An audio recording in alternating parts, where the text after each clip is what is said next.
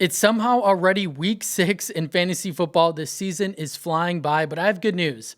If you're watching this video, you are going to win your matchup this week. And if you have one of these 10 guys on this list who I think are going to go absolutely crazy in week 6, then you're in for a lot of luck because I think all of these guys are going to go nuts this week. Let's start off with my bold call of the week, and it's Kimani Vidal.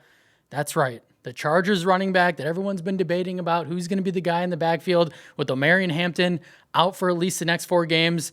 But here's how I look at it. If you spent all that fab to get him on your roster, or if you spent your number 1 waiver claim to get him on your team, you're starting him this week. And I think it's pretty clear that he is the most talented running back on this Chargers roster right now. He's literally like a bowling ball out there, sitting at 5'8", 215 pounds. And the reason why I like him is not only do I think he's a lot better than Hassan Haskins, but he's also their pass down back. What have we learned from the Chargers this season already? They're going to throw the ball a ton this year. They're one of the most pass-happy offenses in all of football. And so losing their best running back in Hampton, they're going to continue to throw a ton, even more than they already have been. And Vidal, if you're not very familiar with him, he's a really young player who hasn't had a ton of run yet in the NFL, but in 47 career carries, Vidal has 2.83 yards after contact per attempt. That's pretty nice. 3 runs of at least 10 yards and 8 missed tackles forced.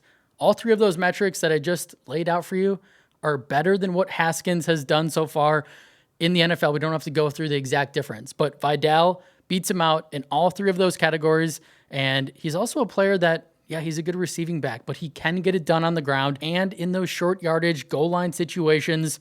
Haskins, yes, we know Hassan Haskins is going to have a role on this offense, right? But I am putting my chips on the more explosive, the more versatile player and the running back that fits this offense better, and that is Vidal. So if you have him on your roster, I think he's a very strong flex play who could drastically outperform his projections this week. And the matchup against the Miami Dolphins is very favorable as they are allowing the 4th most fantasy points to running backs this season. So again, this is a bold call of the week, but I really have a lot of confidence in Vidal in week 6. I think he has a really nice game, and if you start him, you're going to be really happy that you did. All right, moving on to our next guy, Teteroa McMillan. We've been waiting, T-Mac, for the big blow-up game. Emeka Ibuka, rookie receivers going off. All these other rookies are going off. And McMillan continues to look great in real life. But for fantasy, he's done not a lot. He's been consistent, but he hasn't had that huge game that we're looking for. But like I said, he's been nothing short of incredible through his first 5 games of his NFL career.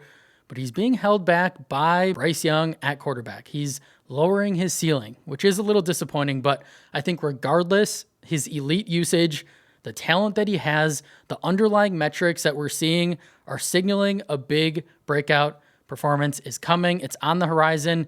He's seen 8+ targets in every game this season. Like, the volume has been incredible. I'm a little worried about Jalen Coker joining the mix. What is it going to look like target-wise? But I do think Coker will take some pressure off T-Mac. I think T-Mac will be in better situations, so it could work out there. But McMillan, so far this year, 25% target share, 28% first read share, along with 43% of Carolina's air yards, which is the 6th highest mark in the NFL right now. He's wide receiver 13 in expected fantasy points. We know he scored double-digit fantasy points in every game but 1. You like to see that. But as a McMillan owner, we're looking for 20, 25 points. That's what we want. And I think if it's going to happen, if it's ever going to happen this year, it's got to be this week. And if it doesn't happen this week, I am officially disappointed, mildly concerned. But the Dallas Cowboys is a great matchup as they've allowed the most yards and touchdowns and fantasy points to receivers this season. So I'd be starting McMillan with confidence. I think he has his best game of his young career, and I do think he finally finds the end zone in week 6. All right, moving on to our next guy, another rookie who was kind of disappointing to start the year, but then broke out. This is what we want you to do, McMillan.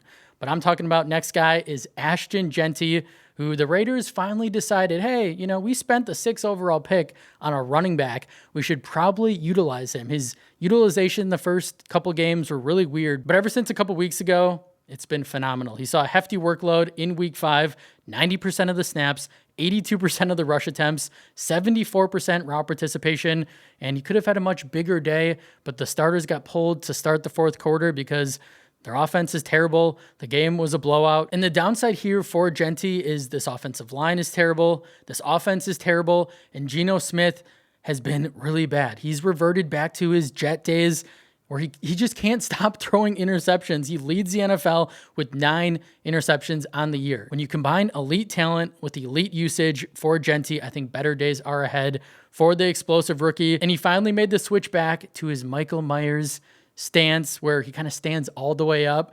And ever since he changed back to his college stance where he had a lot of success, he has been a menace as he's racked up 35 carries, 264 total yards, 3 total touchdowns since making the switch. Brock Bowers being out with that knee injury has also helped Jeanty be the focal point of this entire offense, like on the ground and through the air. And in week 6 against the Tennessee Titans, I really like the projected game script and the matchup, as I'm assuming both really bad teams overall, but I think the Raiders are going to be leading in this one. That's how bad Tennessee is. And this Titans defense has given up the second most fantasy points to running backs this season, along with allowing the most rushing yards and rushing touchdowns per game. So I think Jeanty goes off in this one. I know last week he was okay. He wasn't great, but I think we have another one of those big blow up spots for the talented rookie. All right, moving on to our next guy, Davante Adams, who's quietly been usable for fantasy, considering his teammate Puka Nacua is looking like the best receiver I can confidently say in football right now, in fantasy football as well, as he's pacing for 2,000 receiving yards. Like Matthew Stafford, just Cooper Kupp had that record-breaking year. Calvin Johnson, Puka already broke records his rookie year.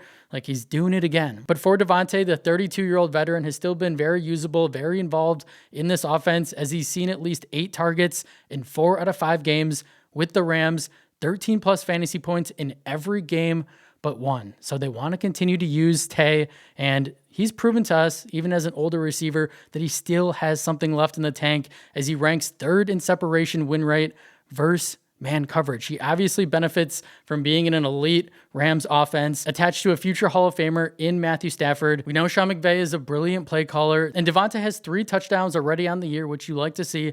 I think that number grows this week as Adams leads the NFL in red zone targets and is 2nd in end zone targets. So they like to utilize him when they get in close. I know Puka did score last week, but I still think Adams holds a ton of upside in this offense. And the matchup, I mean, can't get much better than this outside of the Dallas Cowboys, right? Like a banged up, really bad Baltimore Ravens defense. Secondary, they're likely going to have Kyle Hamilton back, so that helps. But this is still a defense that has allowed the most fantasy points to receivers, along with a league-high 10 touchdowns to receivers this season. So if you have Davante, I would be firing him up with confidence this week. All right, moving on to our next guy, Rachaad White, who I think is set up to smash again this week. We know Bucky Irving still out. And White had a monster game in week 5, 81% of the snaps, 72% of the rush attempts, and he finished with 14 carries for 41 yards. You don't love the yards per carry there, but we know White has never been a super efficient runner. Still found the end zone twice, 4 receptions, 40 yards. You like to see that. 23.1 fantasy points. Who's the RB7 on the week. Don't overcomplicate this one. Rachaad is going to continue to be a strong volume-based back on a really good Tampa Bay offense that should have no problem scoring points in week 6 against the San Francisco 49ers defense, who's very beatable on the ground. So you like a running back who is a talented running back that's on a good offense that's going to see the majority of the work. Like he is another player who's going to go off this week. It's pretty obvious. And San Francisco has allowed 3 of the past 4 opposing running backs to each score at least 18 PPR fantasy points. So the matchup is great as well. If you have Rachaad, plug him into your lineup, plug him into your RB1, RB2 spot. Feel real good about it. All right, moving on to our next guy, Kendrick Bourne. Who would have thought? That's how this fantasy football season has been going. There's a lot of no-name players who are becoming very fantasy relevant because of injuries, because that's fantasy. We always have these wacky things. I do think Bourne is a nice player, but obviously he's having this opportunity because of all the injuries on offense for the 49ers, but he went bonkers on Thursday against the Rams. We all saw it. Pretty impressive. 10 receptions, 142 yards, 11 targets, 24.2 fantasy points, 22% target share, 25% first read share, 3.74 yards per route run, and should have another monster day. With Mac Jones under center, we know George Kittle still out. Ricky Pearsall is going to be out. Juwan Jennings is questionable in this one, but I think Bourne is going to be a strong start regardless if Jennings plays or not, because the connection that he has with Mac Jones, we know they were former teammates over in New England a couple of years ago, so they already have that built-in rapport, which is why he's playing so well. I'd expect his hot streak to continue in Week 6 against the Tampa Bay Bucs defense that we know just got shredded by Sam Darnold and Jackson Smith-Njigba last week, and they've allowed 5 receivers to score at least 12.9 PPR points this season, and we know San Francisco is probably going to have to be throwing a lot to keep up with the red-hot Tampa Bay Bucs offense that is cooking right now. Even though they have a ton of injuries, it doesn't matter. Baker Mayfield, Emeka Egbuka, that's all you need to know. They're playing really well. 49ers are going to have to throw a ton. I think Kendrick Bourne is going to be the top target in the passing game outside of Christian McCaffrey. So if he's in your lineup, keep him in there. I think he has another big day. All right, moving on to our next guy, Jacory Krosky-Merritt, who I think is going to be really special. Like, he's going to go off again on Monday night is what I'm trying to tell you. So get him on your team now if he's not already on your roster. And if he is on your team, Bill's season, ladies and gentlemen, is in full effect. He already broke out last week in Week 5, 14 attempts, over 100 rushing yards, 2 touchdowns, 2 receptions, 39 yards, 27 fantasy points. And he did all of that on a season high 50% snap share. Imagine if we get that number closer to 65, 70. Like, this is a really good player that's only going to see his role grow in this offense. And his advanced metrics are insane. He ranks first in yards per attempt, second in explosive run rate, second in yards after contact, and second in 10-plus yard runs, along with 6.6 yards per carry. Like, the Commanders, what are you doing? This guy needs to be the only running back that steps on the field. Like, he needs to have a bigger role. He's clearly the best running back that they have on the roster. I think Bill is in for a massive rookie year, and the breakout party is going to continue. Obviously, he benefits from being on an elite offense led by Jaden Daniels that helps put him in scoring position early and often. And I think he goes off again on Monday night against the horrible Chicago Bears run defense that just gave up 3 touchdowns to Ashton Jeanty before they went on bye. And they also allow the second most rushing yards per game and rank bottom 3 in fantasy points allowed to running backs. So yeah, Bill's season is here. And if he's on your team, congrats, because he is going to continue to be a fantasy superstar. All right, moving on to our next guy, Stefon Diggs, another player that's kind of emerged, right? Diggs, veteran, but coming off that ACL, we weren't really sure how effective he was going to be this year. But yeah, he is balling. He made the start list last week and came through for you guys if he's on your team in a massive way. 10 receptions, 146 yards, 12 targets, 24.6 fantasy points, 40% target share. I think it's pretty safe to say that Diggs is fully back coming off that torn ACL. He looks fantastic. And since week 4, he ranks 4th in separation, 15th in route win rate, along with 6.33 yards per route run, 44% first read share, while averaging 10.4 air yards per target. It's all very impressive considering Diggs, 31-year-old player, like we said, coming off that major knee injury.